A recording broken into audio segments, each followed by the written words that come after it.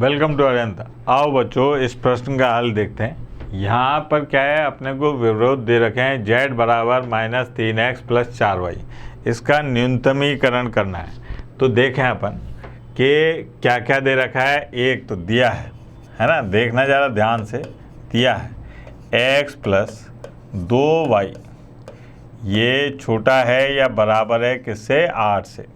अब मैंने क्या काम करा, इसके संगत एक रेखा लिखी, संगत रेखा। ठीक है, संगत रेखा क्या हो जाएगी, x + 2y बराबर 8। यहाँ पर x बटे 8 और y बटे 4 बराबर 1। ठीक, ये है एक नंबर। ऐसे ही अपन दूसरे की बात करें। ये है 3x + 2y और साहब ये छोटा है, ये बराबर है किससे, 12 से। इसके अगर अपन संगत रेखा लिखते हैं तो इसके जो संगत रेखा है वो क्या होगी, 3x + 2y बराबर 12, यानी कि x बटे 4 और y बटे 6 बराबर 1। अब मैं क्या काम करता हूँ, यहाँ पर एक फ़ोटो बनाता हूँ छोटी सी। ठीक है, अब उस फोटो से आप समझने की कोशिश करिएगा कि x पर काटा गया अंतर्गण कितना है, 8।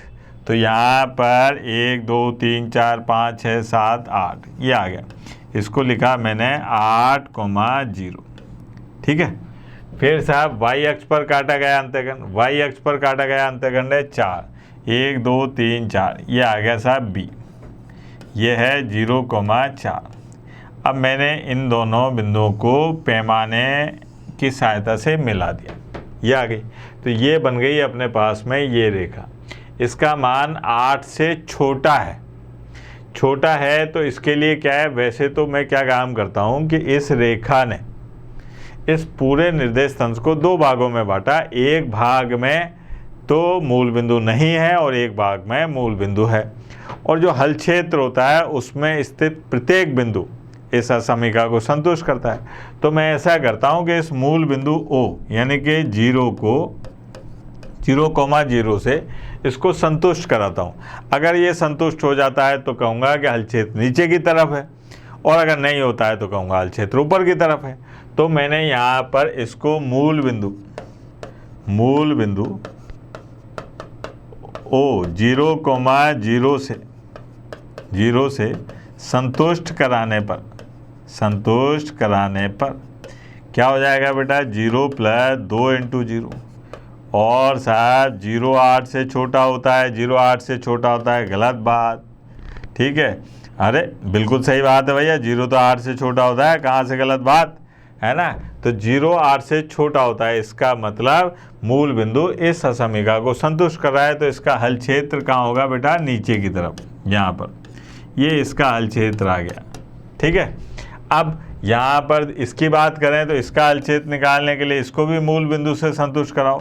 तो 3 × 0 + 2 × 0 और 12 से छोटा होता है, 0 12 से छोटा होता है। पहले अपन रेखा तो बना लें कि x अक्ष पर काटा गया अंतर्गण कितना है, 4।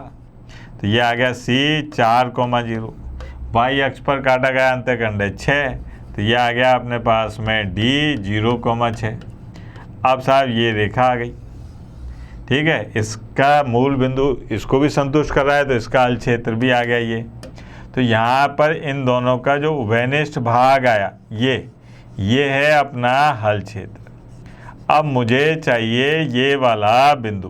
कौन सा वाला, ये वाला बिंदु। इस वाले बिंदु को निकालने का तरीका, अगर आपने ये ग्राफ पेपर पे बनाया तो बड़े आसानी से निकल जाएगा। नहीं तो आप क्या काम कर सकते हो, इसको सरल भी कर सकते हो। सरल कैसे, कि भैया अपने पास में यहाँ पर दो रेखाएं हैं, 3x + 2y बराबर 12। एक तो ये रेखा है और एक है x + 2y बराबर 8। तो यहाँ पर मैंने क्या काम करा, x और 2y की जगह पर 12 - 3x लिख दिया बराबर 8। अब ये आ गया माइनस के 2x। ठीक है, 12 में से 8 गए तो कितने बचे, 4। तो x बराबर आ गया 2। x बराबर 2 मान यहाँ पर रखा तो ये आ गया 2 + 2 गुणा y बराबर 8। तो यहाँ पर आ गया y बराबर कितना बेटा, यहाँ पर आ गया y बराबर 3। तो x बराबर 2 y बराबर 3, तो इसका मान जो आ गया वो आ गया कितना 2,3। इसको कह दिया अपन ने e। ठीक है, अब अपने पास में क्या है, अपने को न्यूनतमीकरण ज्ञात करना है। न्यूनतमीकरण ज्ञात करने के लिए अपने पास में यहाँ पर पहले तो लिखिए आप कोणीय बिंदु। ठीक है, कोणीय बिंदु। कोणीय बिंदु कौन कौन से हैं, जो कोने बता रहे हैं साहब। कोने में कौन कौन है, एक तो है देखो 4,0। ठीक है, एक है अपने पास में ई, ये है 2,3। ठीक है, और एक है अपने पास में ये कौन सा है, बी। ठीक है, बी है 0,4।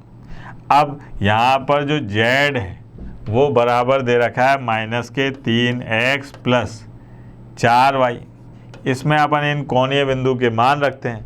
तो यहाँ पर रखा मैंने जेड में, तो ये आ गया -z बराबर -3 × 4 -12। फिर यहाँ पर रखा मैंने z बराबर, ये रखा मैंने -6 और 4 × 12। 4 × 12 में से अगर 6 जाएंगे तो कितने बचेंगे, +6। और दूसरे वाले में रखा अपन ने z बराबर, तो ये आ गया 0 और 16।